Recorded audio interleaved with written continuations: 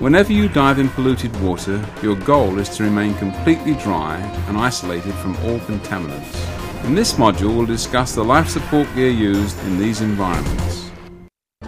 There are two diving modes for working in contaminated water: scuba and surface supplied air. Each has advantages and disadvantages.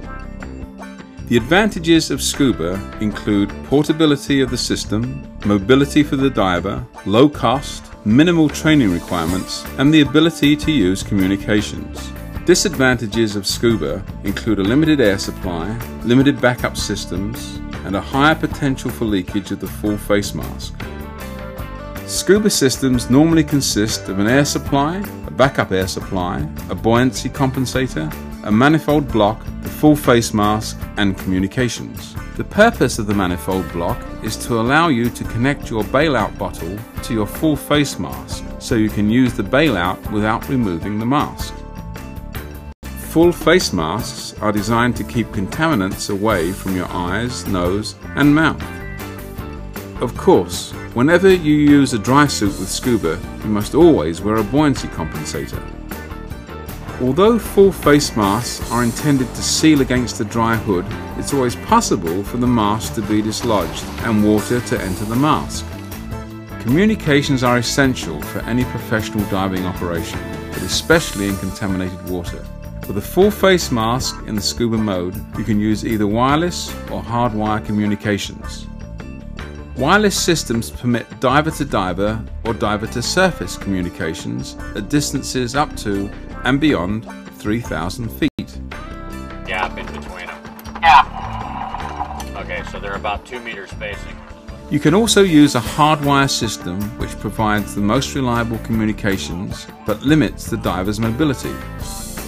Scuba systems are acceptable for diving in contaminated water when accidental exposure to the contaminants will only make you sick or cause no long-term damage to your body. In environments where accidental exposure can cause permanent injury or death, a helmet system is preferred. The biggest advantage to a helmet compared to a full face mask is that a helmet can be connected to the dry suit by a special yoke, which provides a more reliable seal for contaminated water diving. A surface supplied air diving system consists of the following: a topside air supply, an air control manifold, a communications box, an umbilical that supplies air to the diver, a harness for the diver, a bailout system, and a diver's helmet. The advantages of surface supplied air include an unlimited air supply, reliable communications, backup systems, and good head protection. There are disadvantages to surface supplied air, including limited mobility and a greater chance of entanglement. The topside air supply can be either a low pressure compressor or high pressure scuba cylinders. The air control manifold is used to monitor and control the diver's air supply and depth.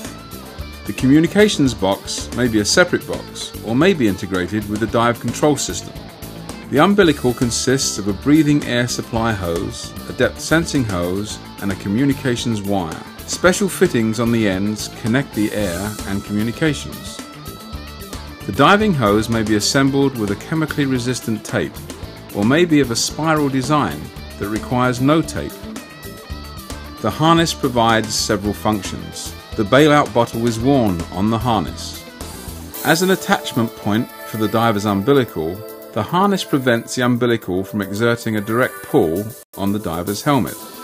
Two types of helmets are commonly used for contaminated water diving. Commercial divers generally prefer free flow helmets for polluted water operations. With a free flow helmet, air continuously flows through the helmet and out the exhaust. Using a free flow helmet helps reduce the possibility of leakage through the helmet exhaust valve and eliminates the demand regulator, another potential source of leakage. Demand helmets can also be used in contaminated water. Demand helmets incorporate a demand regulator, like a scuba regulator. Air only enters the helmet when you inhale. Public safety divers generally prefer demand helmets. They are simpler to use, communications are usually better, and they can be used with scuba bottles as a topside air supply. No matter which type of diving system you use, the helmet must be equipped with a double exhaust system. This device helps to keep contaminants out of the helmet. Both scuba and surface-supplied diving systems can be used in contaminated water situations, providing you select the appropriate system for the risks you must face. In certain situations, the best choice may be to avoid diving altogether.